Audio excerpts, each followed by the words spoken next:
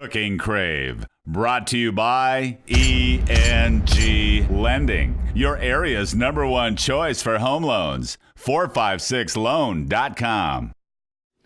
Coming up on Cooking Crave, we have a creamy chicken broccoli bake and homemade pumpkin pie bars. That's all coming up next on Cooking Crave.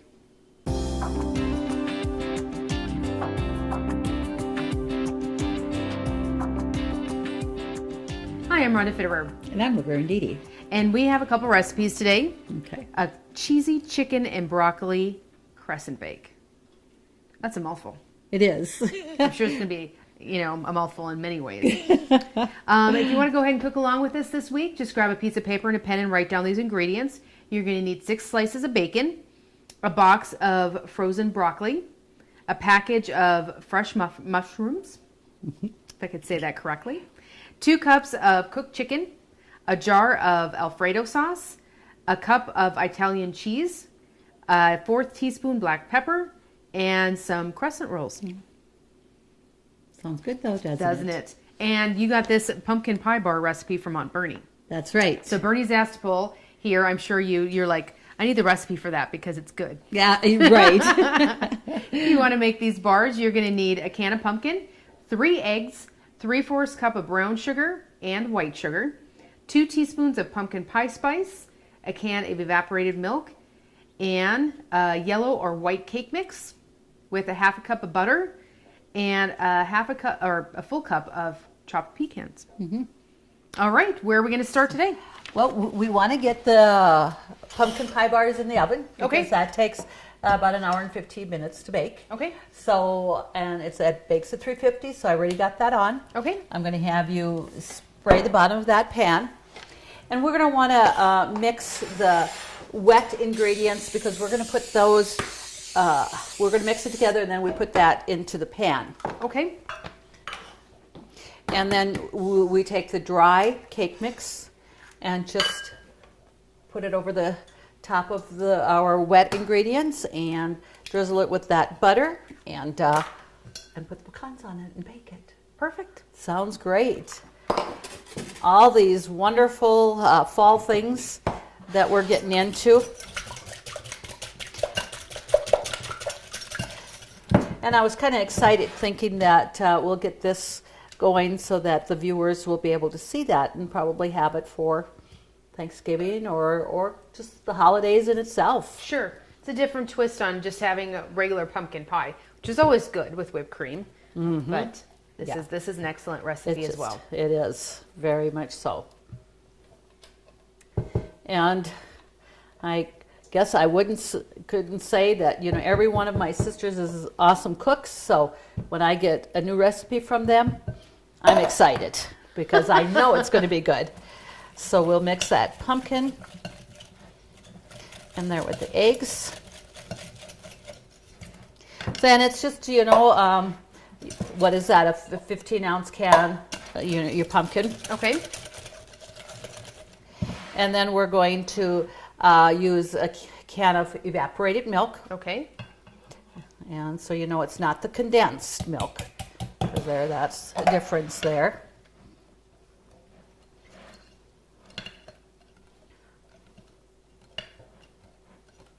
So really, mixing this is not very difficult, but then you can just put the cake mix dry on top and sprinkle it. So I have 3/4 cup of brown sugar and 3/4 cup of white sugar. And let's put our pumpkin pie spice in there.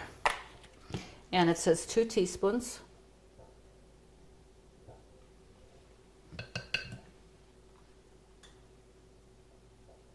And the pumpkin pie spice, that's actually a combination of many spices. Like if you're going to make a pumpkin pie, it has cloves and all of that in it. That's all together, correct? That's correct. It's all together, and you don't have to have upteen different spices out here, right. But then person usually does anyway. Mm-hmm. So it's easy just to mix this up with a whisk. Like I said, we'll just pour that in the pan. And probably while I'm doing I have a half a cup of butter here, but we want it melted because we're going to drizzle that on top of the cake mix. So Okay. probably, 30 seconds or so. Okay. So I've got this here mixture mixed well. So we'll just take that and put that in our pan.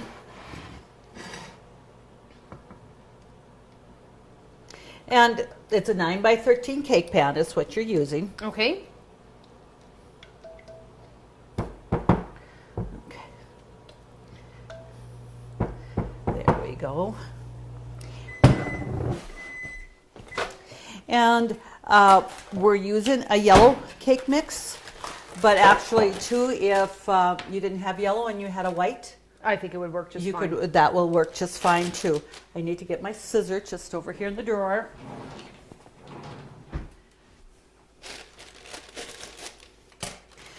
Okay, so I'm going to just take that and just try to drizzle it pretty evenly on there as much as we can. So this kind of creates a streusel effect for the top of the bars. It does. And, you know, we actually have everything on the wet ingredients pretty much like a pumpkin pie. Right. You got your pumpkin, your condensed milk, and your eggs. I mean, it's just like making a pie, only you don't have to roll out that crust. Right. There we go. You know, when you start and you think, oh, that doesn't seem like so much, but by the time you have this, you know, sprinkled all over on the ingredients there, it is quite a bit. It is.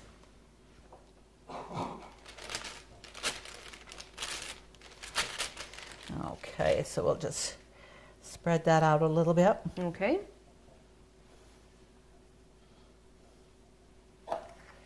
Okay. Now I'll trust you to drizzle the butter across that.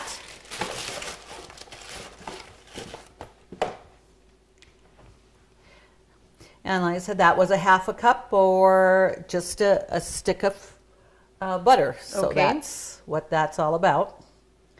It's nice when you don't have to measure that half cup. You know, a stick is a half cup.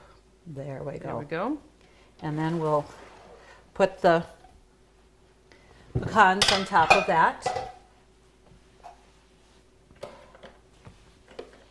And definitely if you have anybody that doesn't maybe like nuts or whatever, you can always just leave a little corner without that in there, or just, but to me, pecans are just always the best topping. Okay. Well, our pumpkin pie bars are ready to put in the oven. Okay. So we'll go ahead and do that. And the oven's set for 350 degrees. 350, and it says an hour and 15 minutes. Okay. So let's, okay, good. All right, I got too much time there. I was calculating and it wasn't quite right. 60 and 30 is 90. That's right. Okay. There. Okay, but that's still giving us an hour and 30 minutes. My oven, my brand new oven is, no, I'm kidding you.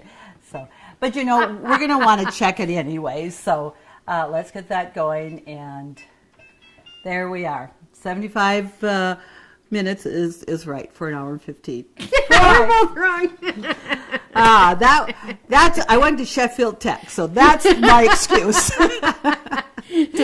Well, I knew that you couldn't have a 5 in there, so I was just backing off the 5. All right, we got it accomplished. All right. So what we're going to do is we're going to stay over here right for this time, and I'm going to put my stove up here, and we're going to start with, we want to brown the bacon, Okay. and we're going to make that bacon crisp.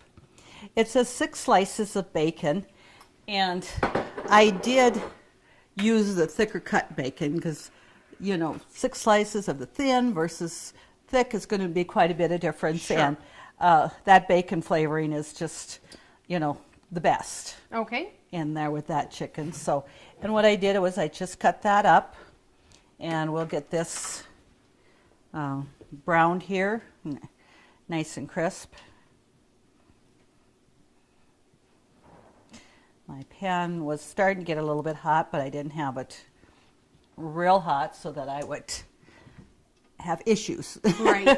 on that. But so I'm going to turn it up a little bit there. So, and we can get that going.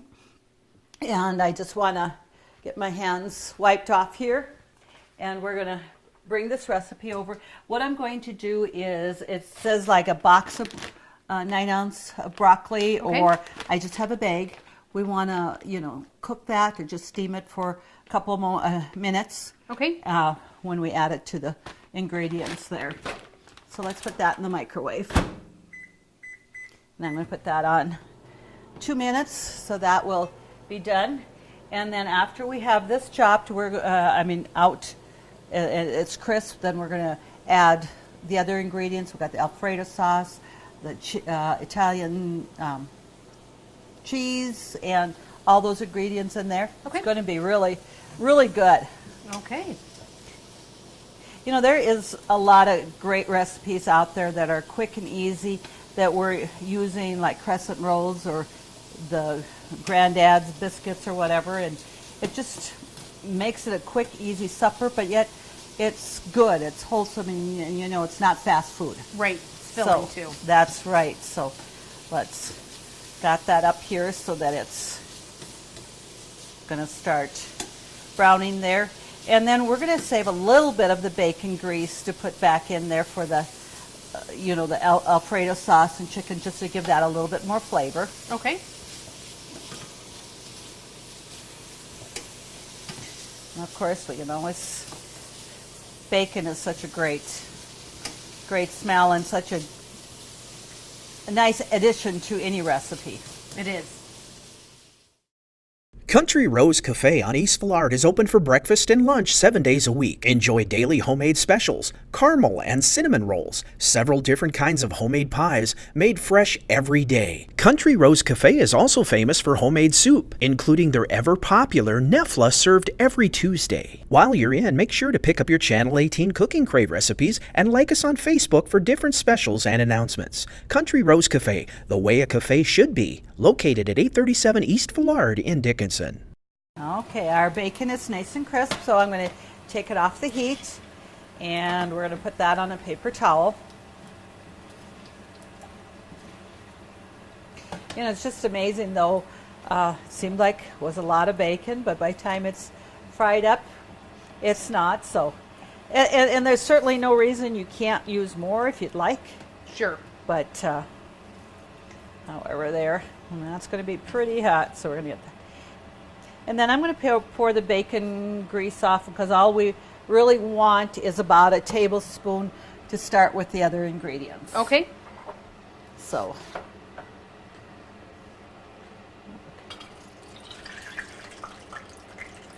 Okay, get that. Make sure that side's there. And we want about a tablespoon of grease. I'm going to add just a little bit back in there. Not much, but there we go. And so now what we're going to do here is we're going to start adding our other ingredients. Okay. We want to add our Alfredo sauce. And I'm always missing my spatula. I shouldn't ever miss a spatula because I got enough of them. Okay.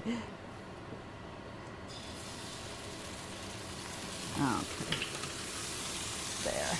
Ooh. Yeah, you don't want...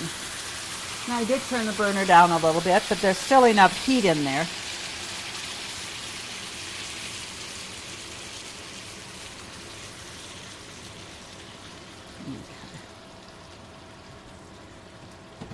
Well, we're going to have a mess yet. We are. But this is how cooking is some days. It's not always clean. It isn't. If you come out clean from cooking, you may not be doing the right. We might not be doing what we were supposed to be doing. Yes, for sure. And then we'll add our mushrooms. So I'm just going to stir that up in here. And it says, 8 ounces of mushrooms. So we can just put them in here. And they're pretty big slices, but that all breaks up. Mushrooms break up very easily and quickly so that you don't have that big of pieces in there. Right. So now that that's done a little bit, I'll just turn that heat up a little bit. To get that going in there. And then we're going to add about a 1/4 teaspoon of pepper. Okay. And I want to get another little spatula here that I'm going to break up the mushrooms. I'm going to cut that a little bit there.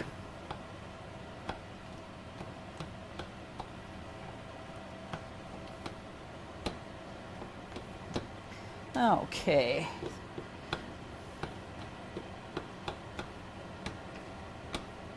And then I usually buy the whole mushrooms and slice them myself. And you do find that when you have the whole mushrooms, they're not as big as the slices when you're, buying them sliced. I don't know, they're using a little bit bigger mushroom there. So we have our broccoli here. And I'm going to turn off the fan there. It's probably making a little bit of noise there. So we're going to add that in. And I said about 8 ounces of, or I should say 9 ounces of broccoli. Okay. And we'll just cut them a little bit, hopefully without whoosh all over the stove here. Well, no, this is that kind of show. We're going to, get a little dirty here. Yeah, that's right, down and dirty.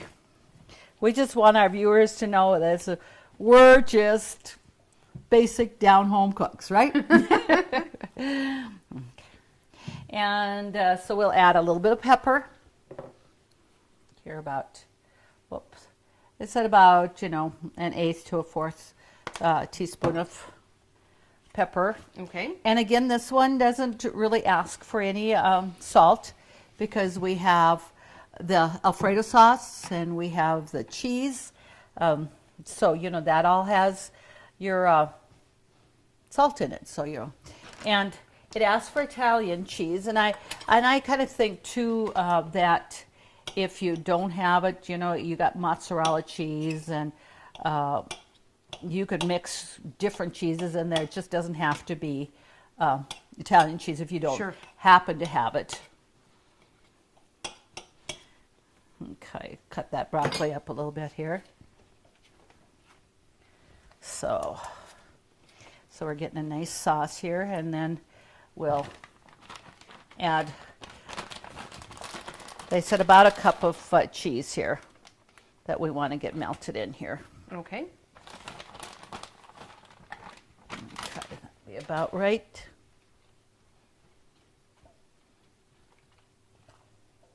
And again, it isn't something very difficult to assemble at all. So as soon as we get the cheese melted, then we're going to put the chicken in there. Okay. And you already, you cooked this chicken and looks like you shredded it. Right. It asks for 2 cups shredded chicken. Okay. And what I did, I actually had a little slow cooker that I put the chicken breasts in and just cooked them for a few hours. And so they were just so tender, so soft to pull apart. Easy to shred. More so than if I would have tried to probably just cook the chicken in a skillet or whatever. It probably wouldn't have shredded as easily. Right. So we can see that all. So we'll add the chicken here. And like I said, that's just 2 cups of cooked chicken. And I would think too that if you wanted to, you could easily use your rotisserie chicken. Oh yes, absolutely. If you have that on hand and want to just shred 2 cups of that, would be easy to do.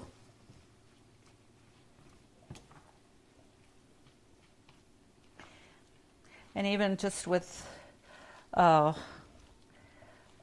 it's not a lot of, what you're thinking of wet ingredients. It's going to make a nice sauce, but not overly right too much there. So it's a pretty thick casserole there. it is.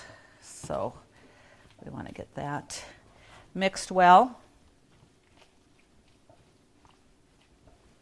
And then we're going to put this in a 7x11 baking pan. Okay. And that's when we put the crescent rolls on top of it. And then we're going to bake it for about 20 minutes, 25 minutes, until your crescent, till it's nice and hot. We might end up, you want to watch your crescent rolls, because when you're baking about 20 minutes, that they don't get over browned. If you need to put some foil on it for the last 5-10 minutes, that's what we will do. So we'll keep a good eye on that. Okay. Now we're going to add the awesome part, our bacon.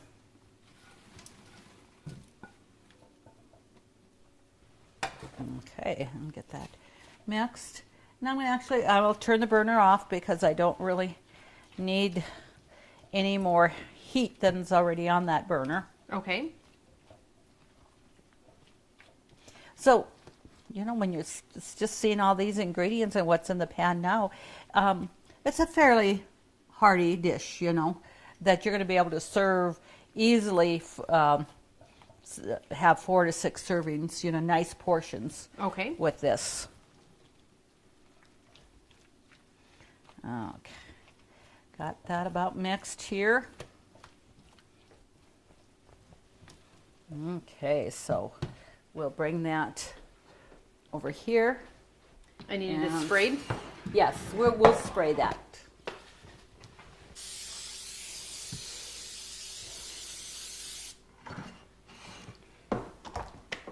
And what we're going to do is watch this, because our cake is baking at 350. Okay. And this, they say to bake at 375.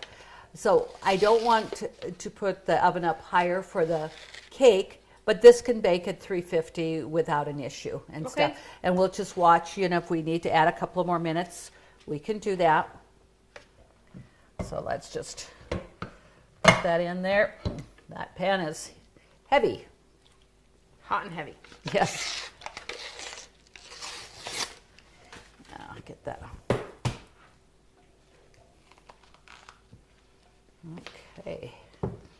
So we'll set that aside here and just kind of get this worked. There.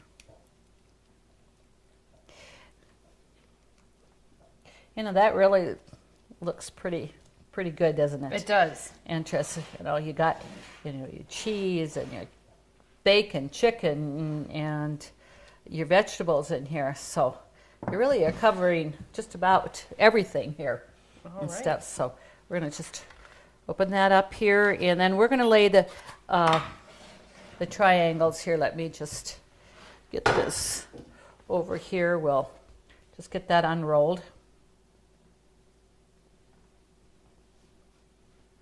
I wasn't sure if we needed to smooth everything out and seal the edges and then put it just over the top. No, we don't. We don't need to do that. But I'm going to just use a butter knife and just cut on the perforated edges. And what we want to do is just cover them like that. Okay. Just lay them in the pan there, so we both can do that. So you don't want to pinch them together. You want to have juices come up a little bit over, be able to have some vents. It doesn't, we want to go the other direction. And for, like this, so that, there we go. It would have worked my way too. It could have. It would have. So, okay, we'll get that one in here. Let's just kind of, because it does say to use the whole roll of crescent, so we're going to just get that a little closer here so that we are using all of the crescent rolls there. Okay. On that. And we're going to just put a couple pieces there. Hey. All right. We're going to patch quilt that there. So It's going to taste great. It will. So we'll put that in the oven at the 350, and I'm going to put it into about 15 minutes, and then we'll check it. Okay. And if it's browning nicely, we'll just go ahead and put some foil on it so it doesn't over brown, And because we're only baking at 350 instead of 375, we'll probably have another 5 minutes on to that, okay? Okay, sounds good. All right.